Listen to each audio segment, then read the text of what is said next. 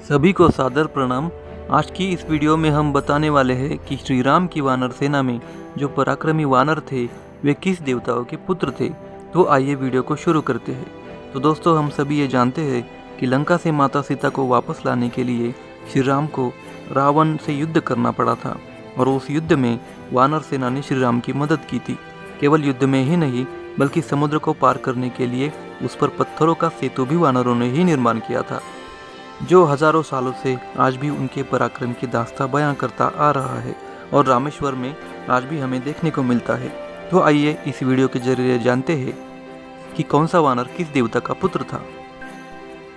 इस कथा का विस्तृत वर्णन वाल्मीकि रामायण में बालकांड के 17वें सर्ग में आया है।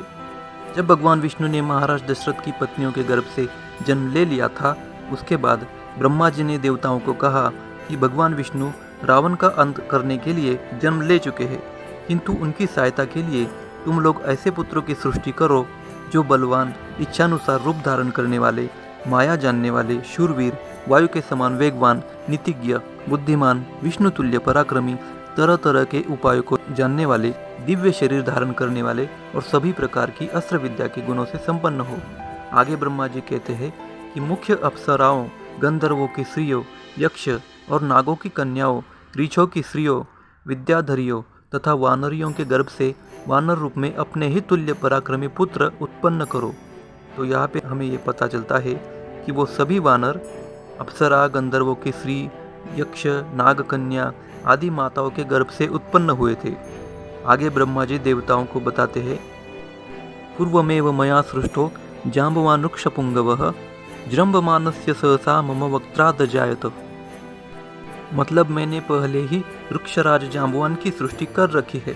ब्रह्मा जी कहते हैं कि एक बार वे जम्भाई ले रहे थे, यानी कि यौनिंग कर रहे थे, उस समय उनके मुख से जाम्बवान प्रकट हुए।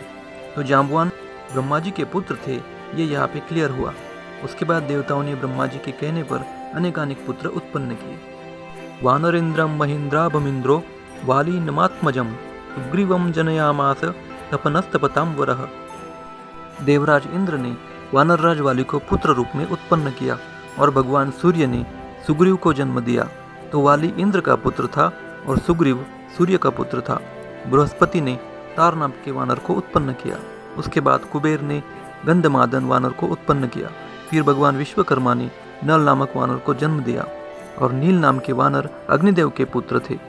दोस्तों, ये नल और नील जो थे, इन्हें वानर सेना के इंजीनियर या आर्किटेक्ट भी कहा जाता है, क्योंकि इन्होंने ही राम सेतु का निर्माण कार्य बाकी वानरों की मदद से अकॉम्प्लिश किया था। अब उसके बाद मैंद और द्विविद, ये दोनों वानर अश्विनी कुमारों के पुत्र थे। भगवान वरुण ने सुषेण वानर को उत्पन्न किया और पर्जन्य ने शरभ को जन्म दिया। वायुदेव ने हनुमान नामक वानर को जन्म दिया। तो हनुमान जो थे वे वायु देवता के औरस पुत्र थे।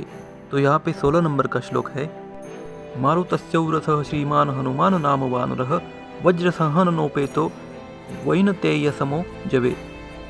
इसका मतलब है कि हनुमान का शरीर वज्र के समान सुदृढ़ था और तेज चलने में वे गरुड़ के समान थे और वे वायुदेव के औरस पुत्र थे। तो हमने अब तक देखा कि कौन सा वानर किस देवता का पुत्र था। चलिए आगे कंटिन्यू करते हैं। दोस्तों, यहाँ पे अगर जरूरत पड़ी तो हम आपको श्लोक भी सुनाएंगे, अन्यथा स्क्रीन पर तो आपको दिखाई देगा। तो रीछ वानर तथा गोलांगुल या लंगूर जाति के वानर भी उत्पन्न हुए। जिस देवता का जैसा पराक्रम, रूप या वेश था, उसे के समान पुत्र उत्पन्न हुए। लंगूरों में तो देवताओं से भी अधिक पराक्रमी वानर उत्पन्न हुए। कुछ वानर रीछ जाति की माताओं से, यानी कि भालू की जाति की माताओं की गर्भ से, तथा कुछ किन्नरियों, देवता, महर्षि, गंधर्व, गरुड़, यक्ष, नाग, किमपुरुष, सिद्ध, विद्याधर तथा सर्प जाति के बहुसंख्य व्यक्तियों से भी सहस्रों पुत्र उत्पन्न किए। देवताओं का गुण गाने वाले चारणों से भी वीर वानर पुत्र उत्पन्न किए। वे सब जंगली फल मूल खाने वाले थे। यहाँ पे एक ध्यान देने वाली बात है, केवल देवताओं से ही नहीं बल्कि महर्षि, किमपुरुष मतलब ये पहाड़ी इलाकों में रहने वाले व्यक्ति थे। उसके बाद सिद्ध, यानी कि जिसको सिद्धि प्राप्त है। वन में रहने वाले चारण मतलब देवताओं का गुणगान गाने वाले व्यक्ति। इन सभी ने श्री राम की मदद के लिए पुत्र उत्पन्न किए थे।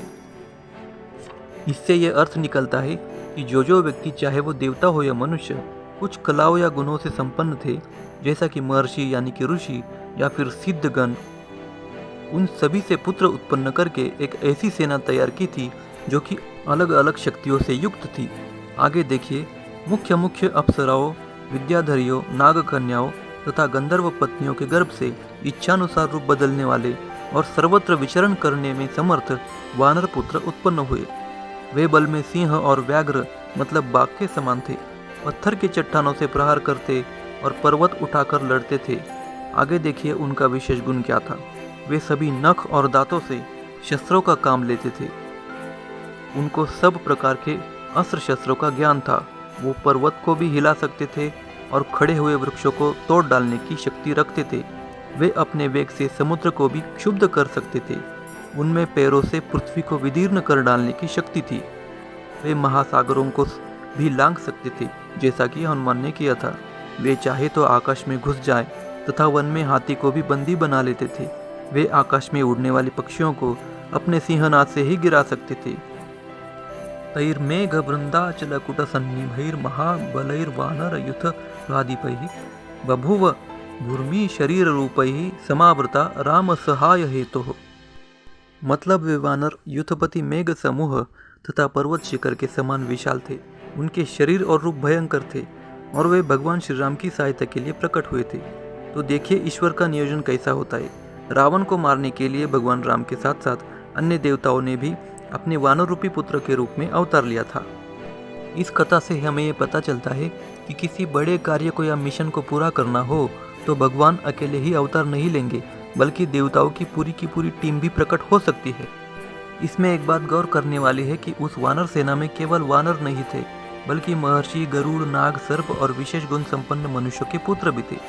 और ये काफ़ी अनप्रेसिडेंटेड घटना है कि उसी काल में ऐसी अलौकिक शक्ति वाली प्रजातियाँ किसी विशेष उद्देश्य से उत्पन्न हुई थी।